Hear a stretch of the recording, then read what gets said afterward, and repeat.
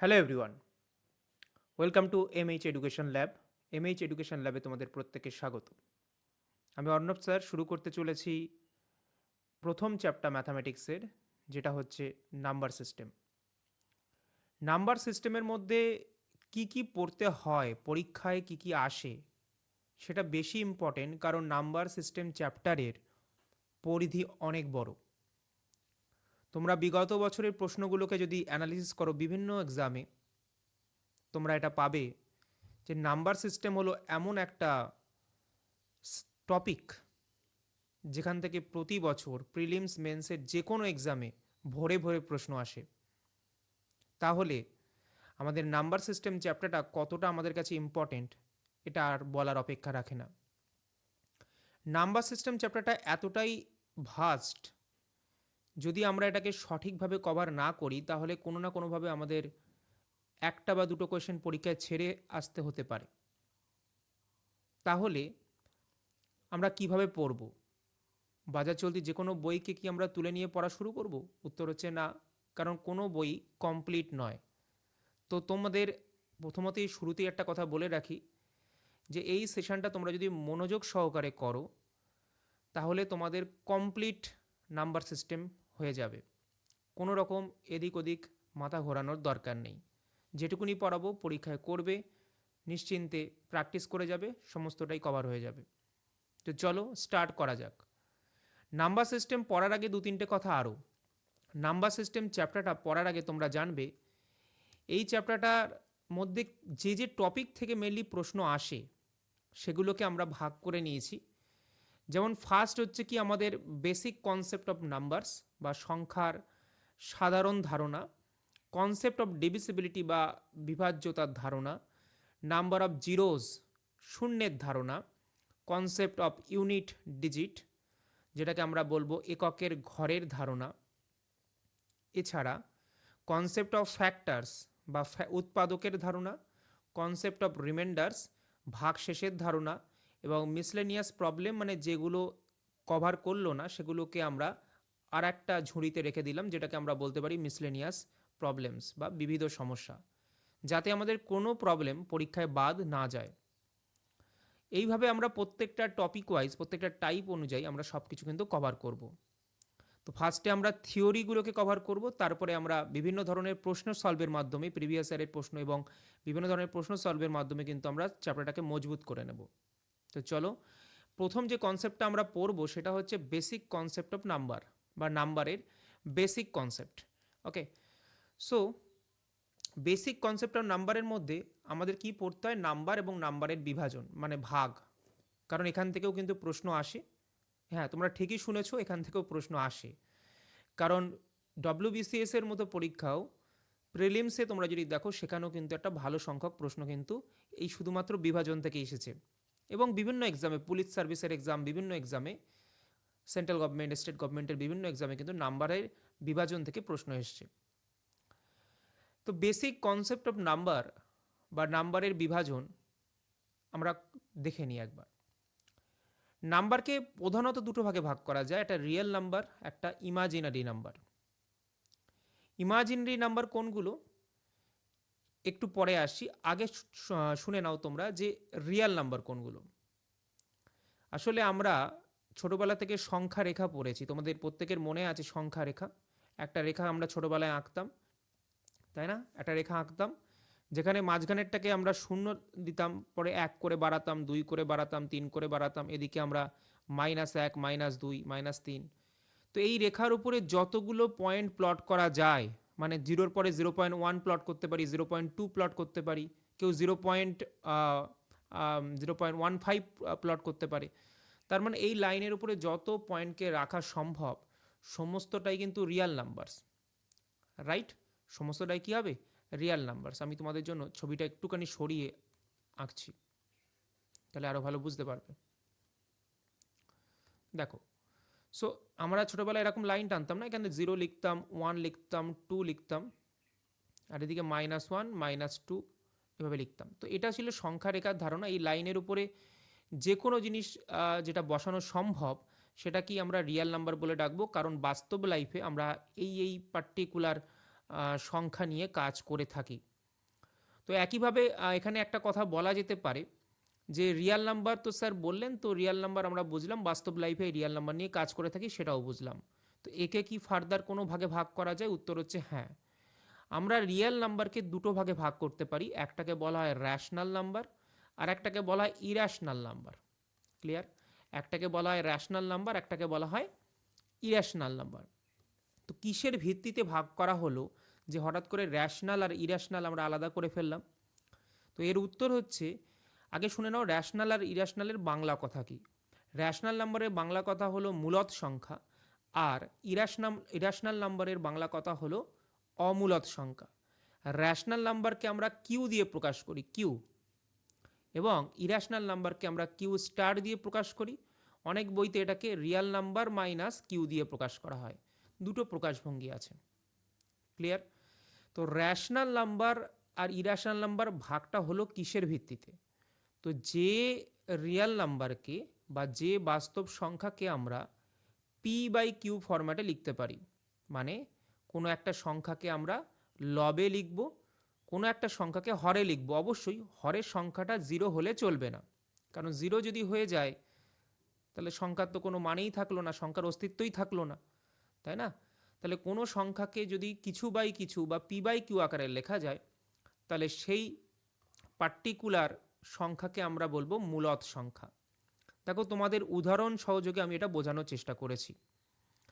যেমন P by Q, যেখানে কিউটা নন equal to zero. দেখো অনেক সময় আজকের দিনে কি হচ্ছে, বিভিন্ন এক্সামে সেখানে আমাদেরকে ডেফিনেশন থেকেই প্রশ্ন দিয়ে দিচ্ছে, মানে একটা স্টেটমেন্ট বেসিসে প্রশ্ন দিয়ে দিচ্ছে।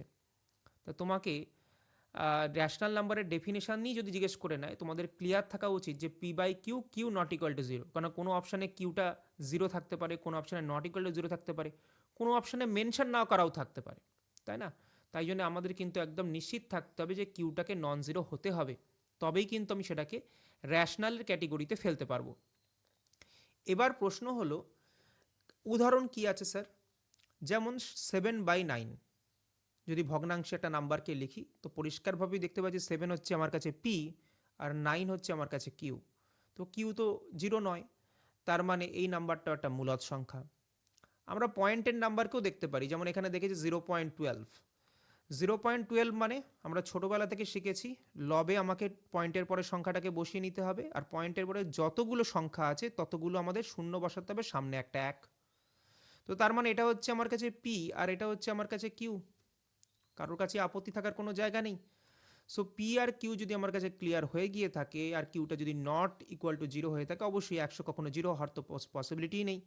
তার মানে এটা একটা মূলদ সংখ্যা, কাটাকুটি করলেও নিচেরটা কখনো জিরো হবে না, পসিবলই নয়। তার মানে কি হচ্ছে, এটা একটা মূলদ সংখ্যা। তো সেটাকেই কিন্তু আমি এখানে উদাহরণ সহযোগে দেখিয়েছি, তোমরা আশা করি বুঝতে পারছো 0.12কে। এছাড়াও আর এক ধরনের সংখ্যা আছে যেটা আমাদের এই কোর্সের সঙ্গে সঙ্গে আমরা শিখব, সেটা হচ্ছে কি 0.333333। দেখো রিপিটেশন আসছে, একটা প্যাটার্ন রিপিট হচ্ছে। তো এটা একটা বিশেষ ধরনের সংখ্যা যেটাকে আমরা পরে পড়ব। এই ধরনের সংখ্যাকে লেখা হয় 3/9। কেন 9 লিখছি, কি বৃত্তান্ত, সবগুলো আমরা একটু পরে দেখব, তাই চাপ নেওয়ার কোনো কারণ নেই। তাহলে এটাকে যেহেতু পি বাই কিউ ফরম্যাটে লেখা যায় এবং q not equal to zero, তাই এটাকে আমরা মূলদ সংখ্যা বলতে পারি। আশা করি তোমরা বুঝতে পেরেছো। খুব ইজি জিনিস, তেমন কিছু এখানে কিন্তু ভাববার জায়গাও নেই, শুধুমাত্র ডেফিনেশনগুলোকে আমরা ভালো করে রপ্ত করছি। এবার চলো দেখে নিই অমূলদ সংখ্যা কি। দেখো যদি আমি রিয়াল নাম্বারকে বা বাস্তব সংখ্যাকে মূলদ এবং অমূলদ দুটো ভাগে ভাগ করে থাকি, তাহলে অমূলদ সংখ্যার মানেটা 100% এটাই হবে, যেটা মূলদ নয় সেটা অমূলদ। তাহলে যেটা মূলদ নয়, তার মানে মূলদের ডেফিনেশন ছিল পি বাই কিউ আকারে যাকে লেখা যায় সেটা মূলদ। তাহলে অমূলদ হতে গেলে তাকে পি বাই কিউ আকারে লেখা যাওয়া পসিবল হলে চলবে না। তার মানে যে নাম্বারকে পি বাই কিউ ফরম্যাটে লেখা সম্ভব নয় তাকেই আমরা বলবো অমূলদ সংখ্যা। তো সেগুলো কোনগুলো? যেমন তোমাদের কাছে তোমরা অনেক সময় দেখেছো √3 আমাদের ক্ষেত্রে বিভিন্নভাবে ইউজ করতে হয়। কোথায়? যদি আমরা ট্রিগোনোমেট্রি ইউজ করি হাইট অ্যান্ড ডিস্টেন্সে, তখনও √3 আসে। সাইন কস যে তোমরা যদি পড়ে থাকো তো সেগুলো জানবে, না হলে তো তোমাদেরকে এই কোর্সে তোমরা পেয়েই যাবে। বা √3 আর কোথায় লাগে, অনেক জায়গায় লাগে, তোমরা খেয়াল করেছো কিনা জানি না, বিভিন্ন কোয়েশ্চেন সলভ করতে গেলে করণীর সেখানে হয়তো কোনো একটা উত্তরের শেষে √3 রয়ে গেছে। তো √3 মান আমাদের কাছে পরীক্ষা অনেক সময় দেওয়া থাকে, অনেক সময় দেওয়া থাকে না। যদি তোমরা কেয়ারফুলি খেয়াল করে থাকো যে √3 মান কি দেওয়া থাকে, যদি দেওয়া থাকে তাহলে দেখবে একটা পার্টিকুলার সংখ্যা, যেটাকে বলা হয় এত দশমিক স্থান পর্যন্ত মান তোমার কাছে দেওয়া আছে, 1 সামথিং সামথিং সামথিং। তার মানে কি, তার পাশে লিখে দেওয়া আছে 3 দশমিক স্থান পর্যন্ত, মানে দশমিকের পরে 3 ঘরই তোমার কাছে দেওয়া আছে। তার মানে 4 নম্বর ঘরের অস্তিত্ব আছে, 5 নম্বর ঘরেরও অস্তিত্ব আছে, 6 নম্বর ঘরেরও অস্তিত্ব আছে, অ্যান্ড সো অন চলতে থাকবে। কিন্তু তোমার কাজের সুবিধার্থে তুমি তো অতগুলো ঘর নিয়ে কাজ করতে পারবে না, তাই তোমাকে অনলি 3টে ঘরের কথা বলে দেওয়া হয়েছে। তো এখান থেকে আমরা কি শিখলাম? এখান থেকে আমরা শিখলাম যে নাম্বারটা পয়েন্টের পরে চলতেই থাকছে, সেই নাম্বারটা কোথায় গিয়ে শেষ হচ্ছে আমিও জানি না, বা কেউ জানে না। তাহলে যদি পয়েন্টের পরে কতগুলো ঘর আছে এটাই নিশ্চিত না হয়ে থাকে, তাহলে তাকে আমরা কিছু বাই কিছু কিভাবে লিখব? কারণ আমরা তো ওটাই শিখেছিলাম না, যতগুলো ঘর ততগুলো শূন্য আর একটা এক। তো সেই ঘর সংখ্যায় যদি না জানি তাহলে আমরা কি করে লিখবো, তাই না? তো সবসময় মনে রাখবে √3, √5, এই ধরনের যে কোনো, মানে যে কোনো প্রাইম নাম্বার, পরে আমরা পড়বো প্রাইম নাম্বার কি, তো এখন বলছি না। তো যে কোনো এই ধরনের নাম্বার যাকে আমরা √, বের করতে পারবো না, বা বের করলেও আমাদের সীমিত দশমিক স্থান পর্যন্তই বার করা সম্ভব, তো বা বের করে আমরা কাজ করতে পারবো, তো সেগুলোকে অমূলদ সংখ্যা বলি, কারণ সেগুলোকে p/q আকারে লেখা সম্ভব নয়। এর মধ্যে পপুলার যে এক্সাম ওরিয়েন্টেড যে এক্সাম্পলগুলো আছে, যেমন তোমাদের 2, √3, এছাড়া আছে কি পাই এবং ই। ঠিক আছে, তো এইগুলো পরীক্ষায় সব সময় কিন্তু তোমাদের রিপিটেশন হয়, তোমাদেরকে মাথায় রাখতে হবে। এ ধরনের প্রশ্ন তোমরা পরীক্ষায় ফেস করতে পারো যে পাই একটি কি ধরনের সংখ্যা। অপশানের মধ্যে তোমাদের থাকতে পারে মূলদ সংখ্যা, অপশানের মধ্যে তোমাদের থাকতে পারে জটিল সংখ্যা, অপশানের মধ্যে তোমাদের থাকতে পারে অমূলদ সংখ্যা, আর 4 নম্বর অপশানে ধরো থাকলো সবকটি, ঠিক আছে, বা কোনোটিই নয়। তো সেখানে তোমাদেরকে মার্ক করতে হবে পাই একটা অমূলদ সংখ্যা। কারণ ম্যাক্সিমাম ছাত্র এটা ভুল করে ফেলে যে পাই, যেটাকে আমরা বলে থাকি, আর পাইয়ের মানটা আমরা ম্যাক্সিমাম অঙ্কে ইউজ করে থাকি 22/7। তো অনেকের মধ্যে মিসকনসেপশন থাকে, অনেকে ভুল বুঝে থাকে, যে অনেকে ভেবে নেয় যে পাইয়ের মানটাই হয়তো 22/7। না, পাইয়ের মান হলো, তোমরা কোনো জায়গায় দেখে থাকবে 3.14 পাশে লেখা থাকে, অনেক সময় লিখতে ভুলে যায়, 2 দশমিক স্থান পর্যন্ত। এর অর্থ হলো পাইয়ের মান 3.14 ডট ডট ডট ডট চলতেই থাকবে। পাইয়ের মান আজও ক্যালকুলেশন চলছে, তার মানে পাইয়ের মান শেষ ডিজিট এখনও বের করা সম্ভব হয়নি। তার মানে কি, পাইকে কখনোই p/q আকারে লেখা সম্ভব নয়। তাহলে এই 22/7টা কি? আসলে পাই এমন একটা সংখ্যা বা এমন একটা জিনিস যেটা ম্যাথামেটিক্সের ক্যালকুলেশনে এবং ফিজিক্সের ক্যালকুলেশনে সর্বত্র ইউজ হয়। এত একটা দামি জিনিসকে যদি আমরা ইউজই না করতে পারলাম, তাহলে আমাদের কাছে ম্যাথামেটিক্স এবং ফিজিক্সের অনেক নতুন নতুন টপিক অধরা থেকে যাবে। তাই জন্য আমাদের কাছে পাইয়ের ভ্যালুটা কিন্তু খুব ইম্পর্টেন্ট হয়ে যায়। তাই জন্য আমরা অ্যাপ্রক্সিমেটলি একটা ভ্যালু যেটাকে আমরা ইউজ করতে পারবো দৈনন্দিন জীবনে, সেটার জন্য 22/7কে ইউজ করে থাকি। পাইয়ের মান কখনোই 22/7 নয়। তার মানে যেটা যার মানই নয় তাকে আমরা কি করে একসঙ্গে রাখতে পারি, তাই না? তাহলে পাই একটা অমূলদ সংখ্যা, 22/7 একটা মূলদ সংখ্যা, কিন্তু পাই আর 22/7 দুটো এক জিনিস নয়। ঠিক আছে, ক্লিয়ার আশা করি। এবার আমরা চলে আসি আমাদের পরবর্তী যে পার্ট, যেখানে আমরা দেখতে হবে, যেটা হচ্ছে র্যাশনাল নাম্বারকে আবার ভাগ করা হয়। তো র্যাশনাল নাম্বারকে আমরা মূলত দুটো ভাগে ভাগ করে থাকি, একটা হচ্ছে ইন্টিজার, একটা হচ্ছে তোমাদের ফ্র্যাকশনাল নাম্বার। তো ইন্টিজার মানে হলো পূর্ণ সংখ্যা।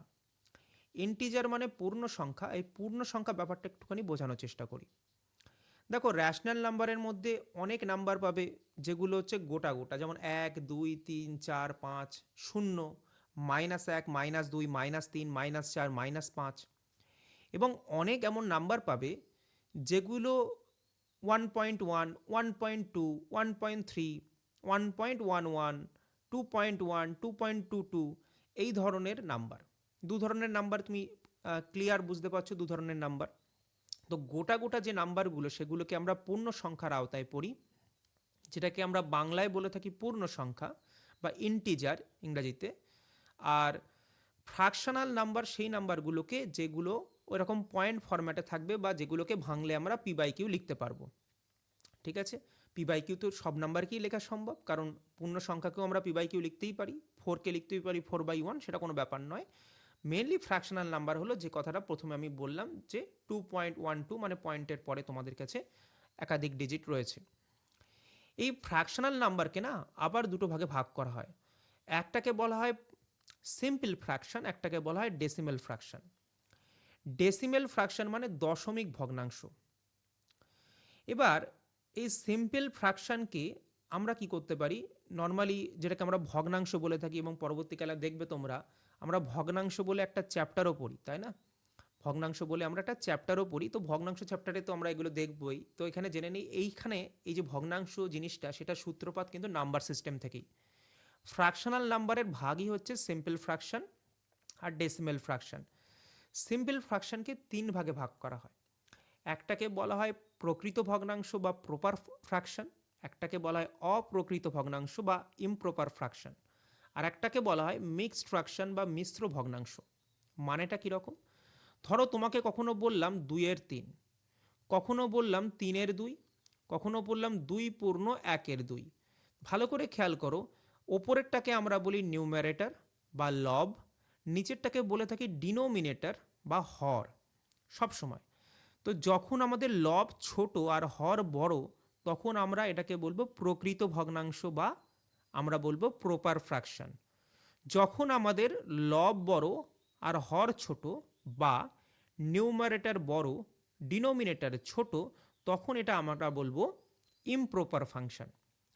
যখন আমাদের এর বাইরেও কিছু পার্ট আমাদের কাছে কি পূর্ণ সংখ্যায় রয়েছে আর কিছু পার্ট আমাদের ভগ্নাংশের পার্টে রয়েছে, তো এই ধরনের যে সজ্জা, এটাকে আমরা বলি মিশ্র ভগ্নাংশ। এটাকে ক্যালকুলেট কি করে করা হয়? এটাকে ক্যালকুলেট করা হয়, ধরো 2/1/2, তো এটাকে সেপারেট করা যায়, পূর্ণকে আলাদা করো, ভগ্নাংশকে আলাদা করো। তো এভাবেও আমরা এটাকে লিখতে পারি, যেটা আমাদের পরবর্তী ক্লাসে আমরা দেখব, কারণ এখান থেকে প্রশ্ন তৈরি হয়। ঠিক আছে, আশা করি তোমরা বুঝতে পেরেছো। এমন কিছু কিন্তু এখানে হাতিগোড়া নেই যে তোমাদের বুঝতে অসুবিধা হতে পারে। ওকে, সো আমরা কিন্তু চলে যেতে পারি। ওকে, wait a minute.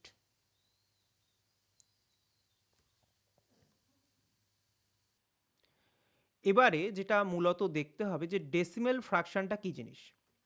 Decimal fraction হলো, ধরো যেটা আমরা তোমাদেরকে একটু আগেই বললাম যে 2.15, তো এটা কি দশমিক ফরম্যাটে লেখা আছে, পি বাই কিউ ফরম্যাটে লেখা নেই, তো এটাকে আমরা ডেসিমেল ফ্র্যাকশন বলবো। ঠিক আছে, তো চলো আমরা পরের পার্টটা দেখে নিই। এবার দেখো, এই যে ইন্টিজার পড়লাম না, তো ইন্টিজারকে আবার 3 ভাগে ভাগ করা হয়। ঠিক আছে, যেটা খুব ইম্পর্টেন্ট। ইন্টিজারকে আমরা 3 ভাগে দেখতে পারি। প্রথম ভাগ হচ্ছে পজিটিভ ইন্টিজার, সেকেন্ড ভাগ হচ্ছে জিরো ইন্টিজার, আর থার্ড ভাগ হচ্ছে নেগেটিভ ইন্টিজার। দেখো, অনেক বইতে জিরো ইন্টিজার আলাদা করে ভাগ করে না, কিন্তু এটা আমাদের করা উচিত।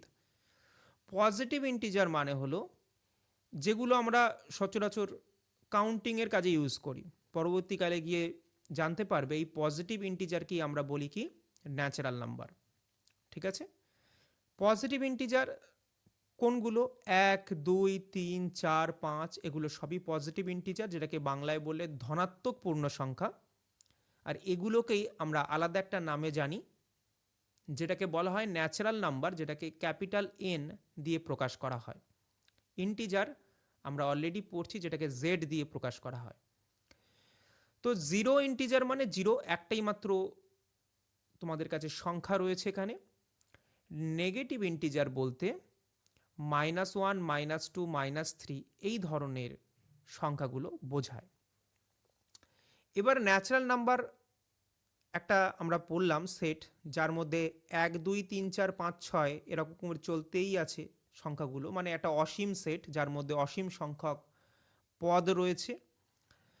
তো এই যে সেট, তার সঙ্গে যদি জিরোকে ইনক্লুড করে দেই, জিরোকে এর মধ্যে নিয়ে নেই, তাহলে আমরা পাবো the set of whole number বা অখণ্ড সংখ্যার সেট। সেট মানে কি? সেট মানে কিছুই নয়, একটা ঝুড়ি যার মধ্যে অনেক জিনিসকে রাখা হয়েছে, কিন্তু রাখার একটা ধরন আছে, যেগুলোকে পাশাপাশি পাশাপাশি কমা দিয়ে লিখব। একই জিনিসকে একাধিকবার ইউজ করব না, একটা জিনিসকে একবারই লিখব। আমি যে কোনো খুশি লিখতে পারি, আগে পরে লিখলেও কোনো ব্যাপার নয়। এগুলো হচ্ছে রুলস। এই রুলস মেনটেন করে যে ঝুড়ি, তাকে আমরা ম্যাথামেটিক্সের ভাষায় বলি সেট। ওকে। Decimal fraction. আচ্ছা, হোল নাম্বারকে কিভাবে আমরা প্রকাশ করি? ডব্লিউ দিয়ে প্রকাশ করি। ঠিক আছে, এটা মনে রাখতে হবে। এরপরে ডেসিমেল ফ্র্যাকশন আমরা দেখব। ডেসিমেল ফ্র্যাকশন মানে হলো দশমিক ভগ্নাংশ। দশমিক ভগ্নাংশকে আমরা ফার্দার দুটো ক্যাটেগরিতে ভাগ করি। একটাকে বলা হয় সসীম দশমিক ভগ্নাংশ, আর একটাকে বলা হয় আবৃত দশমিক ভগ্নাংশ।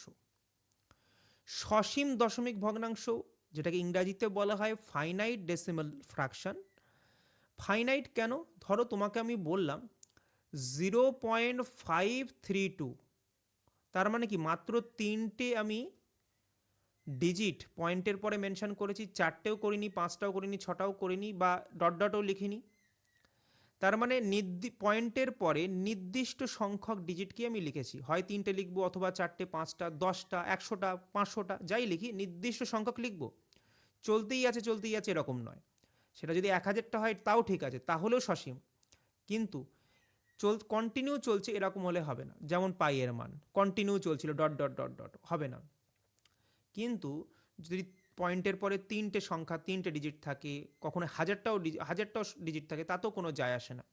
যদি হয় সেটাকে বলবো আমরা সসীম দশমিক ভগ্নাংশ বা ফাইনাইট ডেসিমেল ফ্র্যাকশন। এরপরে যেটা দেখতে হয় সেটা হচ্ছে আবৃত দশমিক ভগ্নাংশ, যেটাকে আমরা বলে থাকি রেকারিং ডেসিমেল ফ্র্যাকশন। তো রেকারিং ডেসিমেল ফ্র্যাকশন জিনিসটা কি? যেখানে আমরা দেখতে পাবো একটা নির্দিষ্ট প্যাটার্ন রিপিট হচ্ছে। কীরকমভাবে রিপিট হচ্ছে? সেটাকে দুভাবে রিপিট হতে পারে পয়েন্টের পরের ডিজিটগুলো। এর মধ্যে ওই জন্য আমরা দুটো ক্যাটেগরিতে ভাগ করে নিয়েছি। একটাকে বলে শুদ্ধ আবৃত দশমিক ভগ্নাংশ, আর একটাকে বলে মিশ্র আবৃত দশমিক ভগ্নাংশ।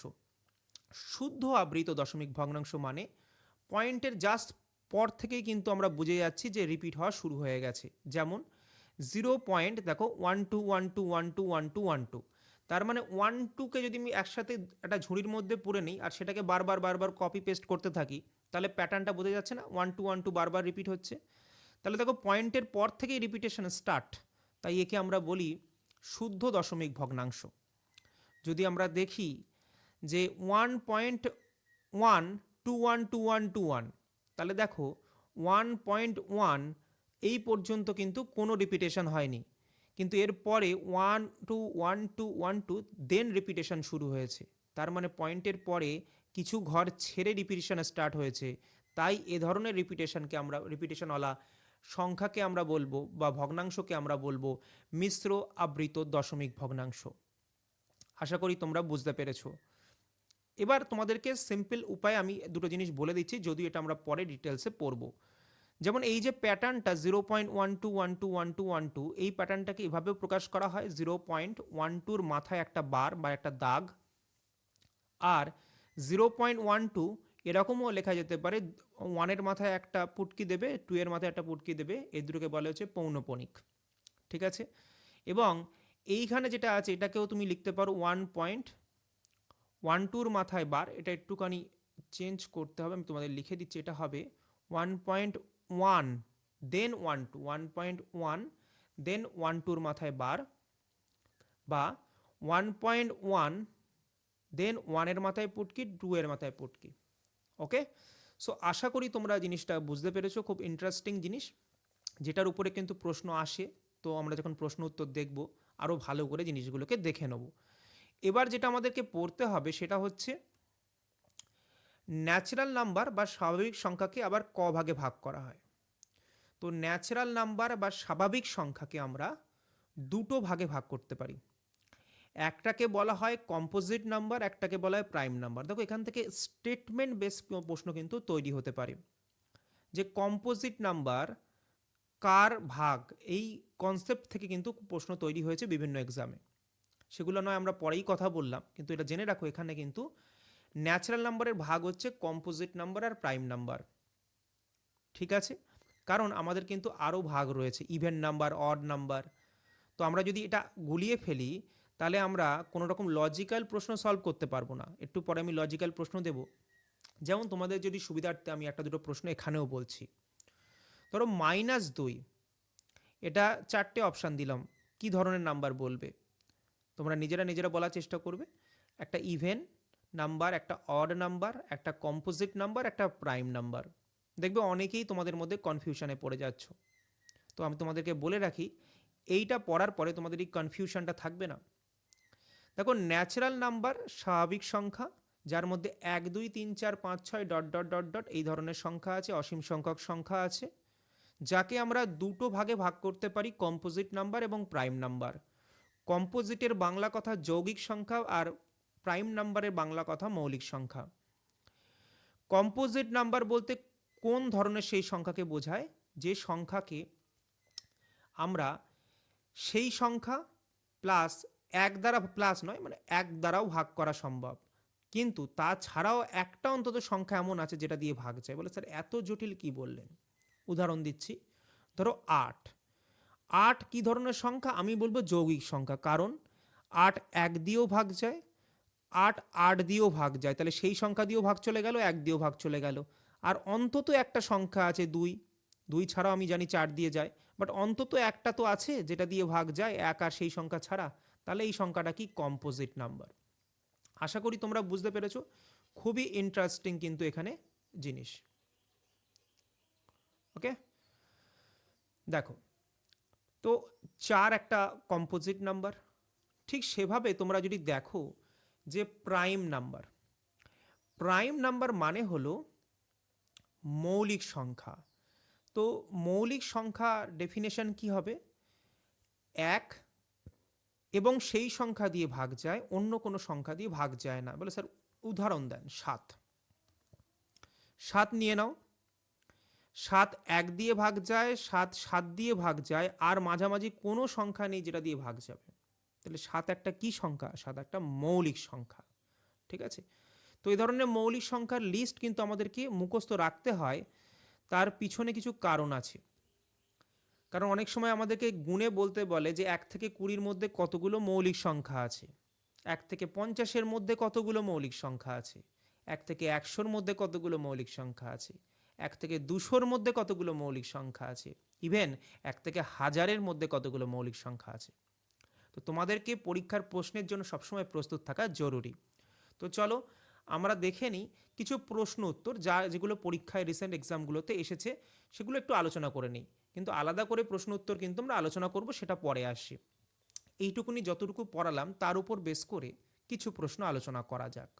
যেমন তোমাদেরকে যদি বলা হয় স্মলেস্ট প্রাইম নাম্বার কত বলো, তোমরা কি বলবে? স্মলেস্ট প্রাইম নাম্বার কত বলার অর্থ হচ্ছে তোমাদের প্রাইম নাম্বারের জ্ঞানটা আছে কিনা টেস্ট হচ্ছে। অপশানের মধ্যে 0 থাকবে, 1 থাকবে, 2 থাকবে, 3 থাকবে, বা আরও কিছু থাকতে পারে। তো সেক্ষেত্রে অনেকেই দেখবে ভুল ভাল টিক মারতে আরম্ভ করেছে, কারণ তাদের মধ্যে লজিকই নেই। অর্থাৎ -3 -2 অপশানে থাকতে পারে। তো প্রথমত কোনো মাইনাস অপশানে হবে না। বলে স্যার কেন? তার পিছনে কারণটা একটু বোঝার দরকার রয়েছে। ধরো এই যে কম্পোজিট নাম্বার আর প্রাইম নাম্বার, এটা কার ভাগ? এটা ন্যাচারাল নাম্বারের ভাগ। ন্যাচারাল নাম্বার কি কখনো নেগেটিভ হতে পারে? উত্তর হচ্ছে না, হতে পারে না। তাহলে যে নাম্বার নিজেই নেগেটিভ হতে পারে না, তার থেকে নিয়ে নেওয়া নাম্বার কখনো নেগেটিভ হতে পারবে না। কারণ ওই মেন ঝুড়ি যদি আমাদের কাছে পচা আম বলা হয়, তাহলে তার থেকে বেরোনো আম পচা আমই হবে। তো সেরকম ব্যাপার। তাহলে এখানে কোনো নেগেটিভ নাম্বার তো আমাদের কম্পোজিট বা প্রাইম নাম্বার হতে পারবে না। সেকেন্ড, 0 কি ধরনের নাম্বার স্যার? 0 আমরা কি প্রাইম নাম্বারের ডেফিনেশনে ফেলতে পারি? 0 প্রাইম নাম্বারের ডেফিনেশন বলছে যে নাম্বার 1 এবং সেই সংখ্যা। স্যার 0 তো ডেফিনেশনই ফলো করে না, 0-র ক্ষেত্রে 1 আর সেই সংখ্যা তো সেম, তাহলে তো 0 তার মানে স্যার প্রাইম নাম্বার নয়। তাহলে কি স্যার 0 কম্পোজিটে ফেলতে পারি? ওখানেও সেম সমস্যা, ডেফিনেশনে ফেলতে পারছি না। তাহলে 0 হচ্ছে নাইদার প্রাইম নর কম্পোজিট নাম্বার। ইভেন ওটা তো নেওয়ার দরকারই নেই, কারণ ন্যাচারাল নাম্বার থেকে তো আমি নাম্বারগুলোকে তুলবো, তাই না? তো 0 কি ন্যাচারাল নাম্বারের পার্ট? প্রথম কথা হচ্ছে 0 কি স্যার ন্যাচারাল নাম্বারের পার্ট? বলে স্যার না। তাহলে 0কে কনসিডারেশনই রাখবো না, এটাও অনেক সময় অনেকে বুঝতে পারে না। এবার স্যার 1 তো স্যার ন্যাচারাল নাম্বারের পার্ট, তাহলে স্যার এককে কি আমরা প্রাইম নাম্বার কম্পোজিট বলতে পারি? বলে স্যার এইখানেই হচ্ছে প্রশ্নটা শুরু হচ্ছে, আগেরটা কোনো প্রশ্নই ছিল না। দেখো, এক এমন একটা সংখ্যা, এক এবং সেই সংখ্যা এখানে সেম, এক এবং সেই সংখ্যা যদি সেম হয়, ঠিক আছে, এক এবং সেই সংখ্যা যদি সেম হয় তাহলে এখানে ডেফিনেশন ফলো করছে না, আর ডেফিনেশন ফলো না করলে এটা কিন্তু প্রাইম নাম্বার বলতে পারবো না, ইভেন এটাকে কম্পোজিটও বলতে পারবো না, কারণ এক আর সেই সংখ্যা ছাড়া অন্য সংখ্যা, তাহলে সেই সংখ্যাই নেই বা এক, তাই না? তো ডেফিনেশনকে এরা বিট্রে করছে, তাহলে এটা হবে নাইদার প্রাইম নর কম্পোজিট, নাইদার প্রাইম নর কম্পোজিট। ওকে, ক্লিয়ার? আশা করি তোমরা পরিষ্কারভাবে জিনিসটাকে বুঝতে পেরেছো এবং কোনো অসুবিধা থাকার এখানে কিন্তু জায়গা নেই। এবার প্রশ্ন হচ্ছে স্মলেস্ট প্রাইম নাম্বার কত, বা সব থেকে ছোট প্রাইম নাম্বার কত? তাহলে স্যার আপনি বললেন এক থেকে, আমাদের ন্যাচারাল নাম্বার শুরু হয় এক থেকে, এক প্রাইম নাম্বার নয়, কম্পোজিটও নয়, বাদ দিলাম। এবার আসে দুই। দুই কি ধরনের সংখ্যা? বলবো স্যার দুইকে চেক করে দেখি, এক দিয়ে ভাগ যায়, হ্যাঁ যায়, দুই দিয়ে ভাগ যায়, হ্যাঁ যায়, কিন্তু এক আর দুই দ্বারা, দুই ছাড়া আর কোনো সংখ্যা দিয়ে ভাগ যায় না, যায় না, নেই তো, আর যাবে কি দিয়ে? তাহলে দুই এক আর সেই সংখ্যা ছাড়া অন্য কোনো সংখ্যা দিয়ে ভাগ যায় না, তাহলে দুই একটা কি নাম্বার? প্রাইম নাম্বার বা মৌলিক সংখ্যা। ঠিক আছে, তাহলে দুই প্রথম যে সংখ্যা যেটা মৌলিক পাচ্ছে সেটা দুই, তাহলে তোমাকে যদি কখনো প্রশ্ন বলে স্মলেস্ট প্রাইম নাম্বার কত, তুমি উত্তর দেবে কত? দুই। যদি তোমাদেরকে জিজ্ঞেস করে যে ইভেন প্রাইম নাম্বার কত, তাই না? এবার দেখো দুই ছাড়া বাকি যত প্রাইম নাম্বার আছে, 3, 5, 7, 11, 13, 17, 19, সবগুলো কি সংখ্যা? বলে স্যার বিজোড় সংখ্যা। বলে স্যার জোড় বিজোড় তো শেখাননি। আরে শেখার দরকার নেই, পরে বলছি, আগে এটুকুনি তোমাদের কমন সেন্স আছে কোন নাম্বার দুই দিয়ে ভাগ যায় আর কোন নাম্বার দুই দিয়ে ভাগ যায় না। যে নাম্বার দুই দিয়ে ভাগ যায় তাকে আমরা বলি জোড় সংখ্যা, সে যে কোনো নাম্বার হতে পারে। আর যে নাম্বার দুই দিয়ে ভাগ যায় না তাকে আমরা বলি বিজোড় সংখ্যা। তাহলে এখানে দেখো 3, 5, 7, 11 এগুলো কোনো নাম্বারই দুই দিয়ে ভাগ যায় না, তাহলে এগুলো বিজোড় সংখ্যা। একমাত্র জোড় সংখ্যা বা ইভেন নাম্বার হলো আমাদের দুই। তাহলে দুই হচ্ছে একমাত্র ইভেন নাম্বার যেটা প্রাইম নাম্বারও বটে, মানে প্রাইম প্লাস ইভেন, ইভেন দুটো নাম্বারই একসাথে কে? দুই। আর কোনো নাম্বার নেই যেটা কিন্তু প্রাইম আর ইভেন একসাথে হতে পারে। তাহলে দুই হচ্ছে only prime number and even, prime even number. Okay, so এটা থেকে প্রশ্ন আসে। এবার স্মলেস্ট কম্পোজিট নাম্বার কি স্যার? তোমরা নিজেরা যদি একটু ঠান্ডা মাথায় বিচার করো তাহলে তোমাদের কাছে এখান থেকেও প্রশ্ন কিন্তু কোনো অসুবিধা দেবে না। মানে ধরো কম্পোজিট নাম্বার আমি এক থেকে চেক করা শুরু করব, এক প্রাইম নয়, কম্পোজিট নয়। দুই প্রাইম নাম্বার। তিন আমি প্রাইম নাম্বার জানি, এক আর তিন ছাড়া অন্য কোনো নাম্বার দিয়ে ভাগ যায় না। চার, চার এক দিয়ে ভাগ যায়, চার দিয়ে ভাগ যায়, প্লাস দুই দিয়েও ভাগ যায়, তাহলে চার হচ্ছে প্রথম সংখ্যা যেটা এই প্রপার্টিকে বহন করছে কম্পোজিটের, তাহলে চার হচ্ছে স্মলেস্ট কম্পোজিট নাম্বার। এছাড়া যদি আমরা দেখি স্মলেস্ট অড কম্পোজিট নাম্বার কি, তাহলে দেখো চারের পরে পাঁচ চলে আসো, পাঁচ হচ্ছে প্রাইম নাম্বার, তাহলে কম্পোজিট তো নয়। ছয়, ছয় হচ্ছে কম্পোজিট নাম্বার কিন্তু অড নয়, কারণ অড হতে গেলে দুই দিয়ে ভাগ গেলে চলবে না, প্লাস তোমাকে কম্পোজিট নাম্বারও হতে হবে, তাই না? মানে এক আর সেই সংখ্যা ছাড়াও মাঝখানে একটা সংখ্যা হতে হবে। তাহলে গিয়ে দেখবে তোমরা এরকম বাড়াতে বাড়াতে নয় একটা সংখ্যা পাবে যেটা দেখবে দুই দিয়ে ভাগ যায় না, তাহলে এটা একটা অড নাম্বার। এবং দেখবে এটা এক আর নয় ছাড়াও তিন দিয়ে ভাগ যায়, তাহলে এটা কম্পোজিট নাম্বারও বটে, তাহলে এটা হচ্ছে অড কম্পোজিট নাম্বার প্রথম, স্মলেস্ট, তাই না? এছাড়া যদি আমরা দেখি ইন্টিজারকে, বা তোমাদের মধ্যে অনেকের প্রশ্ন হতে পারে স্যার এই যে ইভেন অড বলছে এটা তাহলে কার ভাগ, এটা তাহলে কার ভাগ, কোথা থেকে এলো? তো বলে রাখি, আমরা একটু আগে পড়লাম কম্পোজিট আর প্রাইম ওরা হচ্ছে ন্যাচারাল নাম্বারের ভাগ, কিন্তু যদি তোমরা খেয়াল করো ইন্টিজার, তো ইন্টিজার জিনিসটা আমরা পড়েছিলাম মনে করো 0, 1, 2, 3, 4 প্লাস কি ছিল? -1, -2, -3, -4, এই যে নাম্বারগুলো ছিল সেগুলোকে আমরা ইন্টিজার বলেছিলাম বা পূর্ণ সংখ্যা বলেছিলাম। সেই পূর্ণ সংখ্যাকে দুটো ভাগে ভাগ করা যায়, একটা হচ্ছে ইভেন নাম্বার, একটা হচ্ছে অড নাম্বার। এবার তোমাদের মাথায় অনেকের প্রশ্ন আসছে ইভেন নাম্বারের মধ্যে স্যার ইন্টিজারের মধ্যে তো নেগেটিভ নাম্বারও রয়েছে, তাহলে কি ইভেন নাম্বার আর অড নাম্বারের মধ্যে নেগেটিভ থাকতে পারে? হ্যাঁ থাকতে পারে। ওই জন্যই তোমাদেরকে ওই প্রশ্নটা দিয়েছিলাম যে -2 এটা কি নাম্বার যদি তোমাকে জিজ্ঞেস করে, প্রথমত এটা একটা ইন্টিজার নাম্বার, যদি তার গভীরে জিজ্ঞেস করে তাহলে বলবো এটা হচ্ছে একটা ইভেন নাম্বার। কারণ -2 2 দিয়ে ভাগ যায়। কিন্তু একটা কথা চিন্তা করো, -2 কখনোই কম্পোজিট প্রাইম নাম্বারের মধ্যে মানে চেক করবোই না। তার কারণ প্রাইম নাম্বার বা কম্পোজিট হতে গেলে তাকে ন্যাচারাল নাম্বার হতে হবে। -2 তো আর ন্যাচারাল নাম্বার নয়, তাই না? তো এটাকে বুঝে নিতে হবে আমাদেরকে। ঠিক আছে? তো এই ছিল আমাদের সম্পূর্ণ টপিক। আশা করি তোমাদের ভালো লেগেছে। আমরা নেক্সট সেশনে এটাকেই কন্টিনিউ করব। একটু আরও ডেপথে একটু ফাস্ট আমরা পড়ার চেষ্টা করব। প্রথম সেশনে আশা করি তোমরা পুরো জিনিসটাকে গুছিয়ে বুঝতে পেরেছো। এর পরের সেশন থেকে তোমরা অ্যাক্টিভলি ক্লাসগুলোকে দেখবে, যাতে তোমাদের মধ্যে কোনো রকম কনফিউশন না থাকে এবং ক্লাসেই কিন্তু পড়া তৈরি হয়ে যাবে। ভালো থেকো, পরের সেশনে দেখা হচ্ছে।